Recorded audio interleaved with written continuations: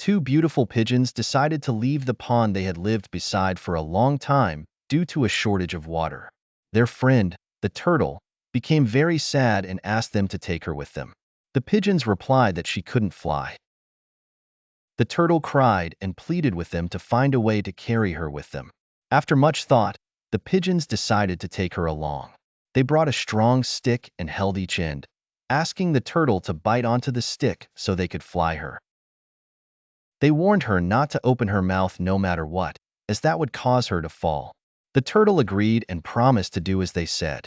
The pigeons flew over the forest until some people saw them and exclaimed, "What a marvel! Two pigeons flying with a turtle." Unable to contain herself, the turtle said, "None of your business." She let go of the stick and fell, breaking her ribs, and tearfully said, "This is the result of talking too much and not keeping promises." Gandhi and the shoe. It is said that Mahatma Gandhi was running to catch a train that had already started moving when one of his shoes slipped off as he boarded. Gandhi took off his other shoe and threw it near the first one.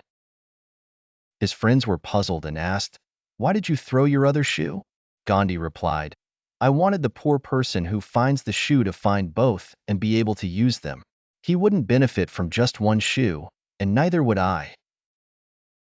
The jealous and the miser. A miser and a jealous man stood before a king, who told them, "Ask for anything you want, and I will give the other twice what you ask."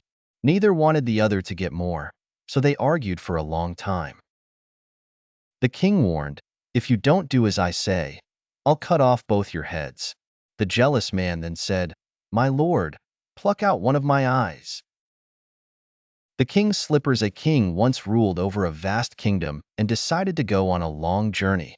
His feet became swollen and sore from walking on rough paths, so he issued a decree to cover all the roads in his kingdom with leather. One of his ministers, a clever man, suggested a sensible idea, placing a small piece of leather under the king's feet. This was the beginning of shoes. Foolishness and the boy. It is said that a fool left his house carrying a boy wearing a red shirt. He walked for a while and then forgot about the boy, asking everyone he met, "Have you seen a boy in a red shirt?"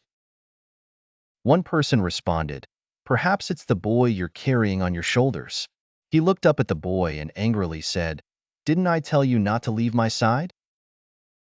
Coin. In the desert, a man passed by another who was digging in the desert and asked, "What's the matter?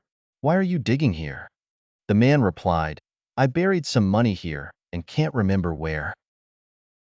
The passerby asked, "Why didn't you mark the spot?" The man said, "I did." "And what was the mark?" he asked. "A cloud in the sky that shaded the spot," the man replied, "but now I can't see the mark anymore."